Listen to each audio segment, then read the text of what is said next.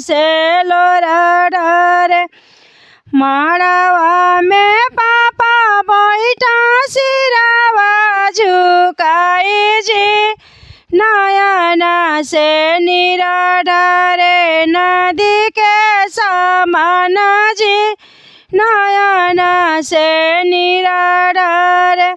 सोना दान दिया पापा चानी दान दिया जी, दिया जानी दान करिया लक्ष्मी तोहर जी, बेटी जानी दान करिया। गैया दान करिया पापा बाछी दान करिया जी, दिया दान जान करिया लक्ष्मी तोहर जी, दिया दान जान करिया लक्ष्मी तोहर जी। गैया दान करब बेटी बाछी दान करब जी, तो के दान कई के बेटी होइबा हम धन जी, तो के दान क के बेटी जंगिया पवित्र जी, तो के दान क के बेटी।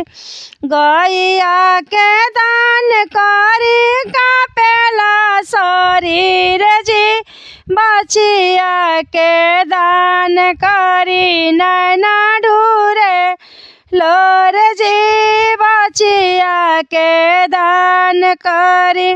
तोहरा के दान क के भैली धान धान जी, आजू मोरे बेटी के बसी गईले घर जी, आजू मोरे बेटी के बसी गईले घर जी, आजू मोरे बेटी के। बेटी जे लाल चुनरी लाल चूड़ी पैना जी, अंगना के बीच बेटी बड़ा सुहावन लगा जी, अंगना के बीच बेटी बड़ा सुहावन लगा जी।